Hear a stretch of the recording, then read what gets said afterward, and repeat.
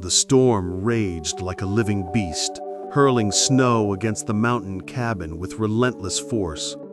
In the clearing, yellow eyes flickered in the darkness, coyotes circling, dozens of them, their growls riding on the wind. And then, like a thunderclap, the giant dog charged from the porch. His massive frame crashed into the snow, every step shaking the ground. His roar of a bark echoed like cannon fire, scattering the wild pack before they even struck. Teeth snapped, bodies lunged, but the dog moved with deadly precision, hurling attackers aside with effortless power. The night cracked with violence and silence in turns, until nothing but retreating shadows remained. The beast stood panting, his amber eyes glowing in the stormlight. To the man watching from the cabin, one thing became clear. This wasn't a dog to own. This was a force of nature unleashed. The mountain gave its warning with a groan so deep it shook the marrow of bone. Snow cracked like thunder beneath the ridge, white fractures racing across the slope. Eli Carver staggered back, his breath freezing in his beard. But before he could react, the giant dog lunged against his chest, shoving him hard to the ground. A heartbeat later, the world collapsed. The avalanche roared like a collapsing sky, swallowing the trail in a single sweep. The valley disappeared beneath a white ocean of destruction. Eli's pulse thundered as he realized the truth. By instinct alone, the beast had saved his life. The storm of snow raged on, drowning the silence. Above it, the dog stood braced, his fur whipped by icy wind, eyes locked on the devastation as though daring it to return. That night, Eli knew. Without the beast, he would already be buried under the mountain. A faint cry cut through the wilderness, a fragile thread lost in the howling wind. Eli froze, ears straining, but the dog had already bolted. Branches whipped against the man's arms as he fought to keep up. In a clearing, the nightmare revealed itself. A young boy clinging to roots at the edge of a ravine, his small leg tangled and bloodied. The child's face was pale with fear, his body trembling on the brink of the abyss. The dog reached him first, lowering his massive frame to shield him from the cold. The boy clutched thick fur as if gripping life itself, his sobs silenced by the animal's calm presence. Eli arrived, pulling the boy free, heart hammering with the weight of what nearly was. The night would have devoured the child, but the beast had chosen otherwise. In the valley, whispers would call him Angel, but angels rarely had teeth.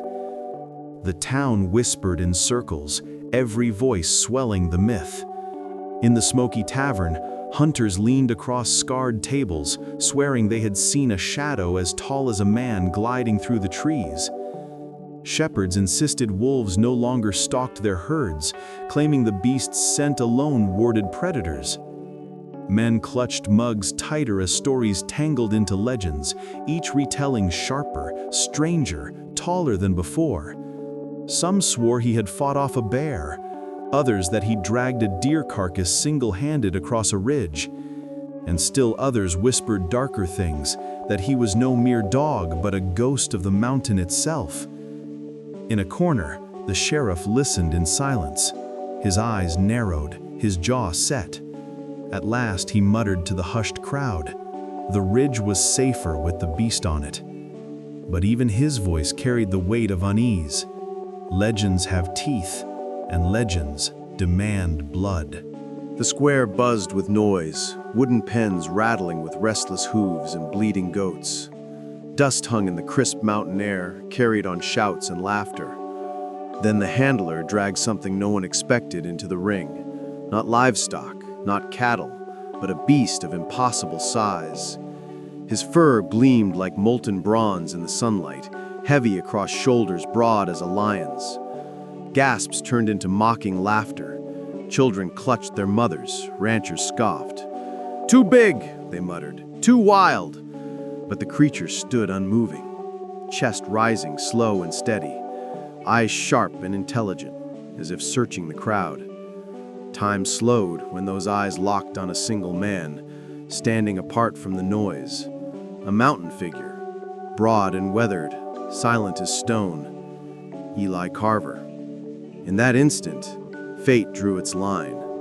The beast had chosen his gaze, and nothing would ever be the same. The auctioneer's words rang sharp against the air, his hands slapping the podium with rising impatience.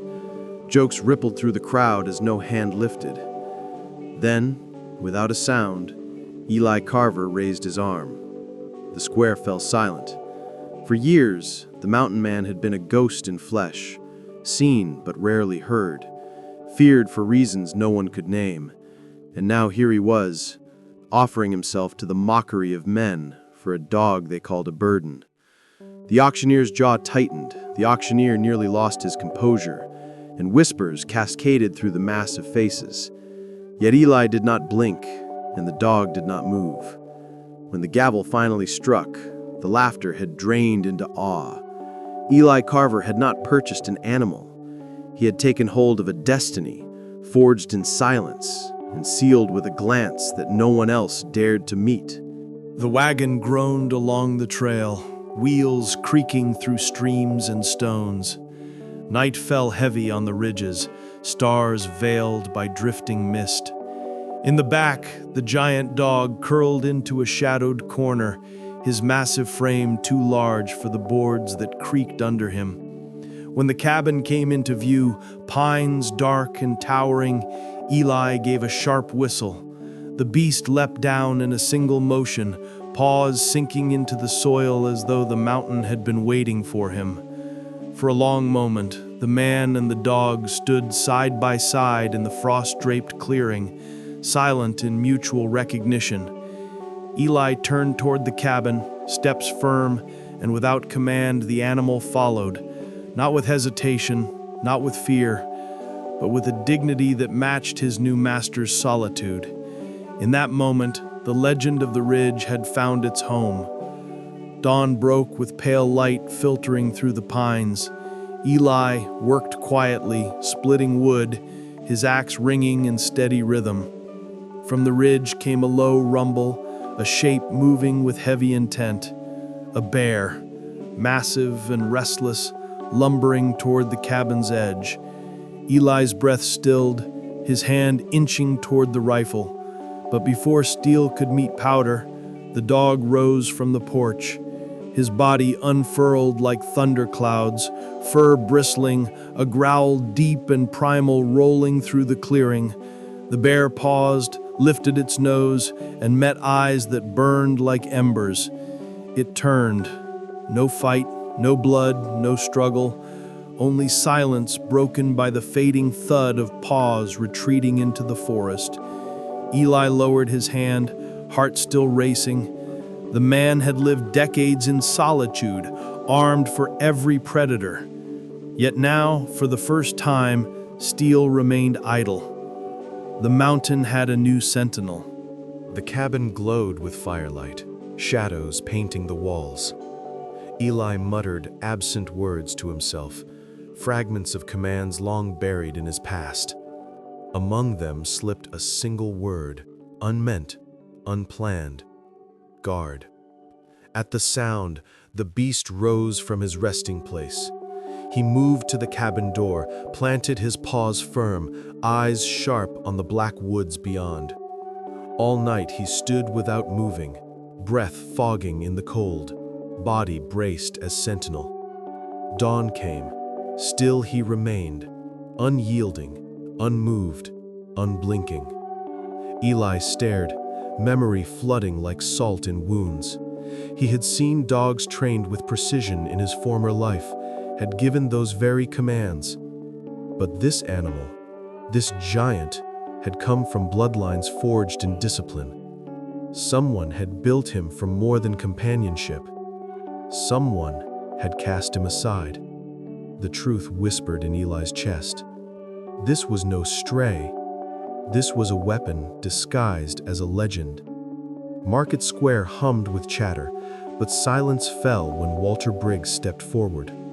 His eyes narrowed, his weathered voice cutting sharper than the mountain air. He knew this dog, not as a rumor, not as a myth, but as a beast bred by hands wealthy and cruel. Richard Langford's estate had lost him months ago, the whispers said, after a storm, after blood was spilled between hounds. Too wild, too powerful, too dangerous to keep. Men shuffled uneasily, hats twisted in nervous fingers as Briggs spoke of escape, of chains broken, of an animal sold cheap to erase the memory of violence. Eli stood silent, hand resting on the lead. The dog lay calm, amber eyes steady, as though none of it mattered. But the murmurs clung to the air like smoke. What others saw as a burden, Eli saw as his reflection. The dangerous find their own. The tavern filled with low voices, threads of memory weaving into dread. Men spoke of Langford's kennels, the gates of iron, the beasts bred for power rather than love. They spoke of storms and escape, of one night when lightning split the sky and a giant dog broke free, leaving broken chains and bloodied earth. Some swore he had killed another dog, others whispered he had bitten a man. They said Langford sold him at auction to erase the shame. Yet none of the rumors fit the eyes that now glowed calmly in firelight. Eli listened, the words crawling into his mind like cold. But he had seen enough to know truth from fear. Loyalty shone brighter than rumor, sharper than chains. Whatever the beast's past had been, it was now tied to him. Legends grow from wounds, and this one still bled quietly. The cabin crackled with the warmth of burning pine, smoke curling against the rafters. Eli sat hunched at the table, blade in hand, sharpening steel with slow, practiced strokes. The giant dog lay across the floor, his body stretched in peace. The silence pressed heavy, and for the first time in years, Eli spoke aloud. Not to men who had betrayed him, not to comrades who had cast him out, but to the animal who simply breathed. He whispered of his disgrace, of a command refused, of chains of his own. A soldier without a cause, a handler without dogs, a man who had traded uniform for solitude. As the whetstone sang against the knife, amber eyes lifted from the floor, watching without judgment. Eli's voice cracked, though no tears fell. In the glow of fire, he realized the beast was more than guardian. He was mirror. At the edge of town, laughter rose with the winter sun. Children played in the fields, their small boots carving paths through frost. They raced in circles, growling, barking, pretending to be the giant dog of the mountain. Some wore sticks as antlers, others howled into the morning air. Mothers called out warnings, their voices sharp with unease. Wild things cannot be trusted, they said. But the children did not fear the story. They embraced it, building him into their own hero of the ridge. For them, he was not a beast, but a symbol of protection, a figure larger than wolves, larger than men. And yet, beneath the innocent play, rumor grew deeper. Legends pass quickest through the mouths of children, reshaped into prophecy. Every game they played carried a seed. The dog was no longer just an animal. He was a myth learning to walk.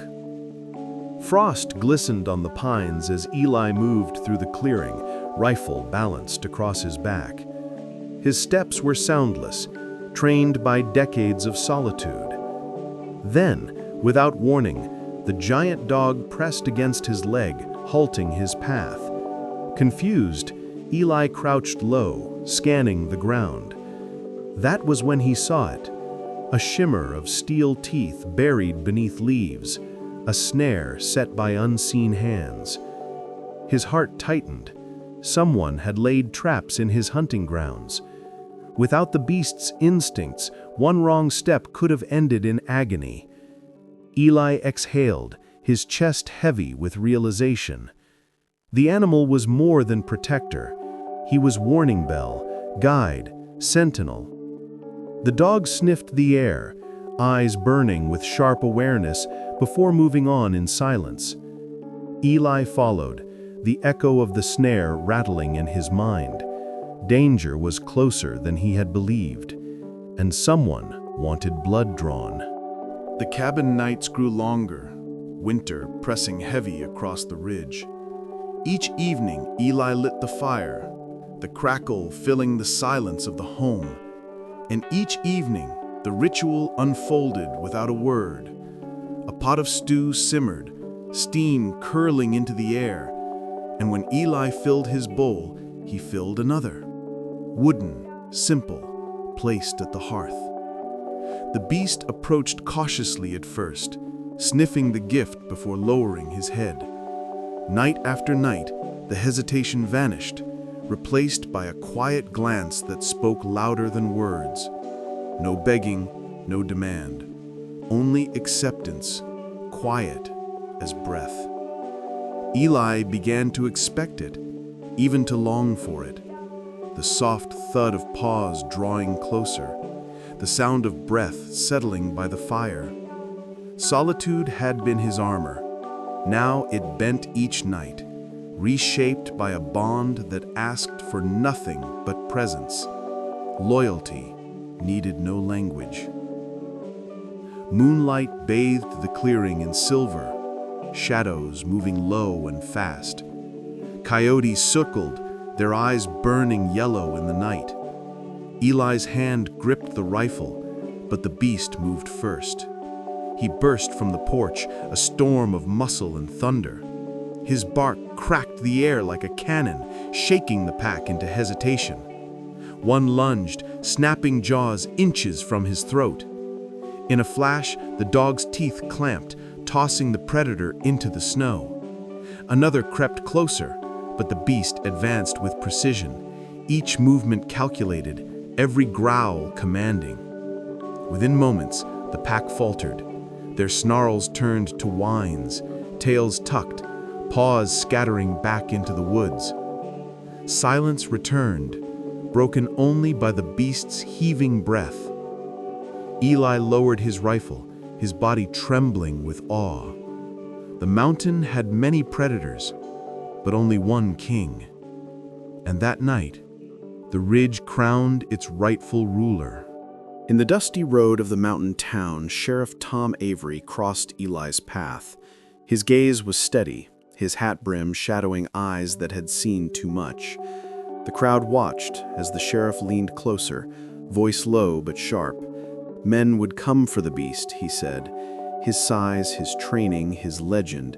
Such things attract hunters, not friends. Some would want to tame him, others to break him, and still others to profit from his strength. Eli listened, the weight of truth heavy in his chest. The sheriff stepped back, eyes flicking toward the dog that stood calm and unblinking at Eli's side. Then, without another word, he tipped his hat and left. The murmurs of the crowd swelled like wind through the pines. The beast had become more than protector, he was prize, and prizes never rest long in peace. The fire hissed as Eli stirred the embers, shadows rising across the cabin walls. In his mind, memories replayed like ghosts. A uniform once worn, a leash once held, a command once given. He had been a handler, trusted with dogs forged for service, taught to obey until death. But when the order came, an unjust strike, an innocent target, he had refused. Stripped of badge, cast from ranks, branded dangerous. Now across the cabin floor lay another outcast, a beast once chained, once trained, once abandoned for being too much to control. The parallel burned into Eli's chest. They were both judged unfit, both discarded by men who valued obedience over soul. Loyalty bound them tighter than any chain, and in that firelit silence, Eli understood. They were not man and beast. They were two halves of the same exile. An exile can forge its own kingdom. Night deepened. silence broken by a soft crunch of snow outside the cabin. Eli's breath stilled. Shadows moved beyond the window. Then the door creaked, a hand fumbling at the latch. A stranger stepped inside, rope and chain gleaming faintly in his grip. Before Eli could rise, the dog exploded from the dark. His massive body slammed the intruder to the ground, growls shaking the air. Steel clattered across the floorboards. The man screamed, struggling under the crushing weight of fur and teeth. Eli grabbed the stranger, yanking him up. Seeing the truth in his eyes, he hadn't come to steal supplies. He had come for the dog. A bounty was on the beast. Word had spread too far, too fast. The man staggered away into the night, blood on his sleeve, fear in his lungs. The legend had turned target, and danger had finally arrived at the door. The mountain road groaned under wheels as a caravan arrived, horses pulling wagons heavy with armed men. At its front rode Richard Langford, wealth carved into every fold of his clothing, arrogance sharpened into every glance. He stepped into the square with papers in hand, his voice carrying the force of ownership. The giant dog was his, stolen by storm and chance, now returned by law. Townsfolk gathered, their whispers thick as fog. Eli stood unmoving, the beast steady at his side. The air was charged, every heartbeat louder than the last. Langford's words sliced through the murmurs, cold and certain. But Eli's silence struck deeper. Behind them, the dog's amber eyes burned. This was not the same creature that had fled chains months ago. This was a king of the ridge, and no paper, no wealth, no claim could unmake the bond forged in storm and blood. The murmurs of the crowd stilled when a child stepped forward. His face pale, his legs still wrapped in healing cloth. It was the boy Eli, and the beast had saved from the ravine. He lifted his gaze toward Langford, fear trembling in his voice. He spoke of the night he nearly died, of the dog that shielded him, of warmth against cold and safety against death. The crowd swelled with emotion, the story spreading like fire in dry grass. Whispers turned to gasps when the truth cut clear. The boy was Langford's own grandson. Eyes snapped toward the wealthy man, searching for a crack in his certainty. The boy clung to the beast's fur, eyes pleading. The crowd shifted, loyalty bending toward legend. In that fragile silence, the myth hardened into truth. The beast was no monster, no burden. He was savior. And even bloodlines could not deny salvation. Thunder cracked as clouds roared above the valley. Rain poured heavy, blurring the square into chaos. Langford's men gripped chains and rifles, their boots splashing in mud. Across from them stood Eli, soaked to the bone, the beast planted firm at his side. The sheriff lingered at the edge, hat pulled low, hand resting near his holster. For long, tense moments, no one moved. Then, lightning split the sky, igniting the storm into frenzy. Langford's voice bellowed through the rain, his claim echoing off the stone. But Eli's silence held, harder than steel. The sheriff stepped forward, eyes burning with unspoken decision. He tipped his hat, moving quietly to Eli's side. The air thickened with a truth that even rain could not wash away. The beast was not a prize to claim. He was a life to defend. And the storm crowned the moment with fire. Winter's wrath struck with fury, snow cracking loose from the ridges in a roar that drowned the valley. The avalanche thundered downward, a wall of white devouring everything in its path. In the chaos, voices cried out, trapped villagers buried beneath the collapse. Eli lashed rope around his waist, his hands raw against the cold. The beast plunged forward, muscles straining, paws breaking through snowdrifts as if tearing through earth itself. Together, man and dog carved paths into the wreckage. Hands grasped for life, voices begged for air, and each time the beast led the way. He dug through snow, pulled at cloth, hauled bodies back to the light. Hours passed like heartbeats. When the storm cleared, survivors clung to one another, their eyes wide with awe. It wasn't man who had saved them, nor storm that had spared them. It was the legend, alive in fur and breath. For the first time, the legend bled. His paw dragged against the ice, leaving crimson trails across the white. He stumbled, breath heavy, eyes dimming under the weight of exhaustion. Eli's chest seized at the sight, heart hammering with terror. The protector, the sentinel, the beast who had carried others, now collapsed under his own burden. Eli dropped to his knees, his arms straining to lift the massive body, carrying him step by agonizing step through the blizzard. Wind howled like wolves around them, tearing at his strength. Each footfall was a vow, each breath a plea. He whispered promises to the night, though no one could hear. By the time the cabin's firelight flickered ahead, Eli's body shook with fatigue, yet he did not falter. The legend had always carried him. Tonight, he carried the legend. Blood marked the snow, but loyalty marked the path. The cabin became sanctuary, fire burning brighter than before, flames licking against the storm outside. The beast lay on the floor, his wounds tended with trembling hands. Eli's fingers, rough from years of solitude, worked carefully over fur matted with blood. The silence pressed heavy, broken only by the rhythm of breath, slow and steady. Nights blurred into one another as Eli kept vigil, watching over the giant who had once watched over him.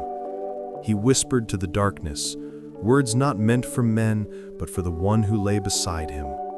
Promises, confessions, gratitude he had never spoken before. Slowly, the wounds knitted, the eyes brightened, and the chest rose stronger with each dawn. The bond between them no longer lived in myth or rumor, it lived in the fragile heartbeat of survival. Healing was not just of flesh, but of souls too long broken. The wealthy man stood in silence, his grandson clutching the beast's fur, the crowd holding its breath. For the first time, Langford's arrogance faltered. He saw the truth in amber eyes, steady and calm, not wild, not vicious, but loyal. Papers in his hand trembled, the weight of law crumbling against the weight of legend. Slowly, with a sigh heavy as defeat, he lowered the claim. He signed away his rights, marking Eli not as owner, but as guardian. The town gasped, the sheriff nodded, and even the storm seemed to hush. Langford turned away, shoulders bent with something more than loss. Pride had broken, wealth had bent, and in its place, loyalty had triumphed. The beast was no longer bound by chains of paper, he was bound by choice, and even men of power must bow when legends walk beside them. Whispers turned to reverence, fear bending into awe. The townsfolk who once mocked, who once doubted, began to leave offerings at the mountain road. Flowers laid gently, carvings of dogs set at the path, drawings left by children who dreamed of legends. At the tavern, stories no longer mocked, they honored. Hunters lifted mugs to the beast's name. Shepherds prayed for his shadow to fall across their flocks. Eli felt the change in every glance and every nod of respect. He had not sought recognition, had not wanted fame, yet here it was, growing larger than the mountain itself. The dog who once was burden now became protector of all. The man who once was exile now stood at the center of a legend. Myths are not made in silence. They are carved by survival, by sacrifice, by blood, and the town had chosen to believe. The sheriff stood in the square, papers in hand, his voice carrying across the crowd. The dog was no longer property, no longer a lost beast, no longer a rumor. He was registered, marked, declared by law as guardian of the ridge. The words echoed against the mountains, formal as any decree, yet heavier than kingship. The crowd erupted in applause, a roar of approval that shook the valley. Eli stood at the edge, silent as ever, but his heart thundered with something unfamiliar: pride.